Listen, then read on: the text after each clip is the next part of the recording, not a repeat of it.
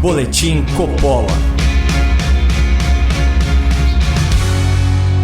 Sejam muito bem-vindos ao Boletim Coppola sobre vícios no processo eleitoral.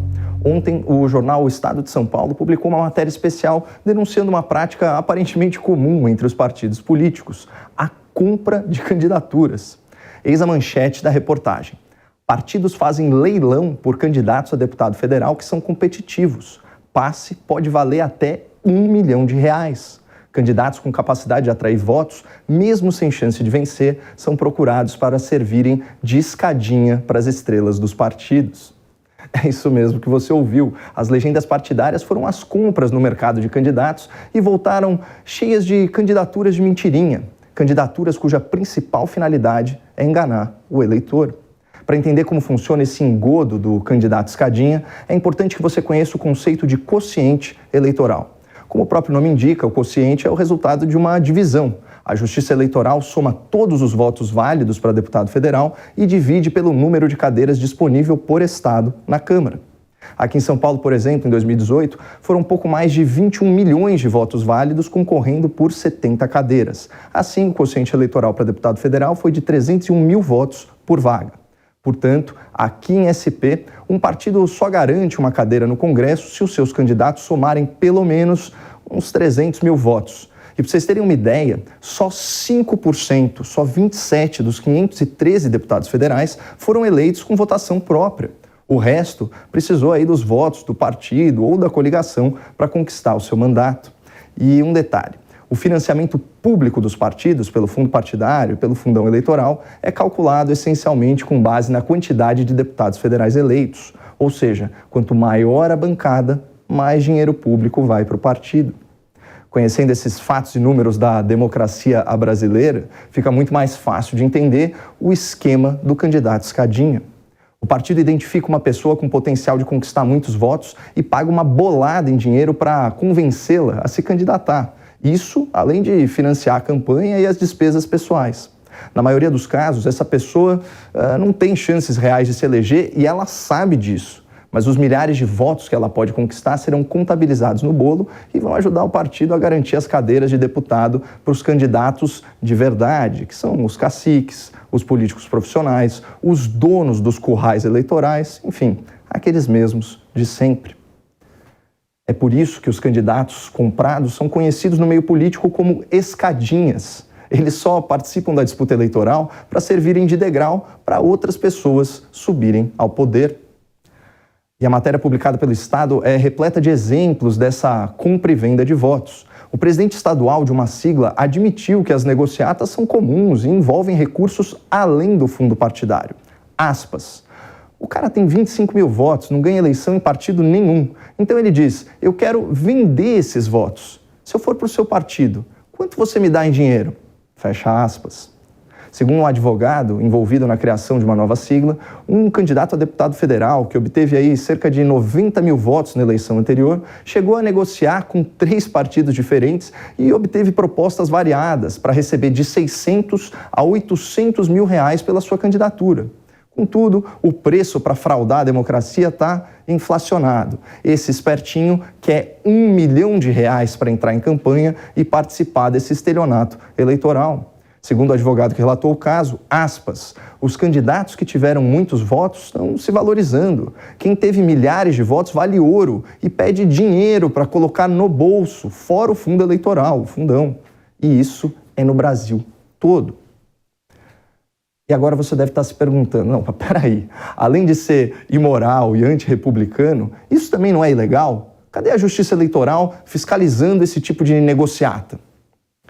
Bom, parece que as autoridades estão muito ocupadas tentando convencer a população de que a nossa urna eletrônica não é vulnerável e que o voto sem registro impresso pode ser auditado satisfatoriamente. Enquanto isso, mais uma vez, aflora a criatividade dos partidos para burlar a lei em um ambiente de impunidade. Segundo a apuração da matéria do Estado, oferecer dinheiro para que um candidato entre no partido não é ilegal, desde que a fonte não seja o fundo partidário, o fundo eleitoral ou o Caixa 2. Nesse caso, o Ministério Público Eleitoral já tem por onde começar as investigações, né? porque todos os entrevistados admitiram que o suborno para candidatos escadinha tem origem nos fundos bilionários de dinheiro público que enchem os cofres dos partidos políticos.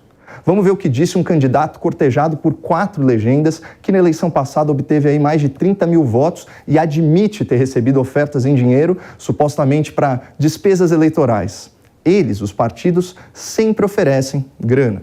Mas não é caixa 2 não, é dentro do fundão, para aqueles 45 dias de campanha. Isso aí é normal oferecer. Uns oferecem menos, outros mais. Já vi muito candidato gastar milhões e não se eleger. Exatamente, candidato. Esse é o ponto. O desperdício de dinheiro público, de bilhões de reais de dinheiro público, para enganar o eleitorado em campanhas fadadas ao fracasso. Campanhas cuja única finalidade é eleger outros candidatos que sozinhos não teriam representatividade para ocupar um lugar no Congresso Nacional. Sem falar nas hipóteses muito plausíveis de compra de candidatos com dinheiro de origem ilícita e não declarada. Mas mesmo nos casos contabilizados de financiamento de campanha, qualquer um sabe que a coisa mais fácil do mundo é superfaturar contratos no período eleitoral, inflando os custos e recebendo o excedente por fora. A reportagem do Estado é categórica nesse sentido. Aspas, procuradores do Ministério Público Eleitoral admitem que crimes ocorrem nessa fase das eleições. Entretanto, passam muito abaixo do radar dos investigadores, focados nas principais campanhas ao Executivo. Em outras palavras, ao que tudo indica, a justiça eleitoral, das urnas eletrônicas inexpugnáveis, do sistema invulnerável e da reabilitação de candidatos corruptos não vai fazer nada. Claro que, havendo vontade política, seria muito fácil mitigar esse problema independentemente de fiscalização. Bastaria fechar a generosa torneira de dinheiro público das agremiações políticas. Vamos combinar que partidos são organizações privadas, que representam interesses particulares, interesses setoriais. E como qualquer clube, qualquer associação, qualquer igreja, devem ser mantidos com contribuições dos seus filiados ou de simpatizantes. Mas hoje é o povo brasileiro, pagador de impostos, que banca essa zona eleitoral. Em 2021, o Congresso Nacional, legislando em causa própria, aprovou, em plena pandemia, em plena crise econômica, um fundão eleitoral de 4 bilhões e 900 milhões de reais de dinheiro público para ser desperdiçado nas campanhas de 2022 e as suas respectivas propagandas enganosas. O valor causa espanto, especialmente considerando que em 2018 o fundão era bem menor, 1 bilhão e 700 milhões de reais. À época, as eleições foram realizadas sem maiores percalços e o candidato vencedor à presidência da República nem utilizou verbas do tal fundão eleitoral. Aliás, segundo prestação de contas entregue ao TSE, a campanha do Bolsonaro em 2018 registrou apenas 2 milhões e 400 mil reais em despesas, comprovando que gastos eleitorais multimilionários não são imprescindíveis e, portanto, não deveriam ser bancados com dinheiro do povo. Qual a justificativa plausível para aumentar o fundão eleitoral de uma eleição para outra em plena crise econômica? Não tem. E, de novo, não foi um aumento qualquer. O fundão escalou de 1,7 bilhão para quase 5 bilhões de reais. É um salto de 188%, o valor praticamente triplicou. Pessoal, é um assinte. Tanto que o presidente da República vetou esse aumento escandaloso, mas deputados e senadores, de olho no dinheiro fácil para suas campanhas, derrubaram o veto. E é esse fundo bilionário que agora ajuda a bancar os tais candidatos escadinha. Gente que literalmente está leiloando seu potencial de votação para a legenda que pagar mais caro. Mas além de reduzir ou de extinguir o financiamento público de campanhas, tem outra medida que ajudaria muito o eleitor a fugir dessa armadilha de votar em um candidato escadinha. A possibilidade da candidatura independente. O Brasil é um dos únicos países no mundo que exige filiação partidária para candidaturas. E isso afasta muita gente boa, muita gente honesta da política. Inclusive, tem vários juristas que sustentam que essa limitação à liberdade política do cidadão brasileiro é uma violação aos direitos humanos e ao Pacto de San José da Costa Rica, do qual o Brasil é signatário.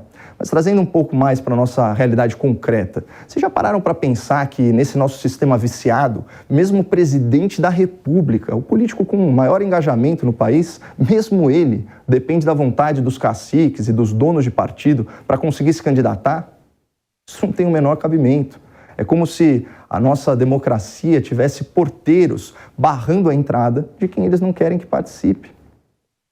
E no caso da eleição para deputado, se fossem permitidas as candidaturas independentes, o eleitor teria certeza que o seu voto não iria beneficiar outros candidatos que eventualmente não o representam.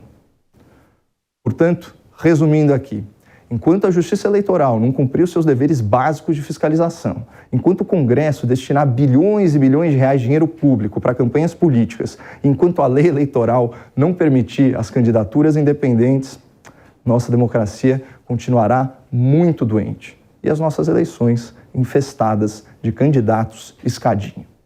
Muito obrigado, não percam a esperança no Brasil e fiquem com Deus.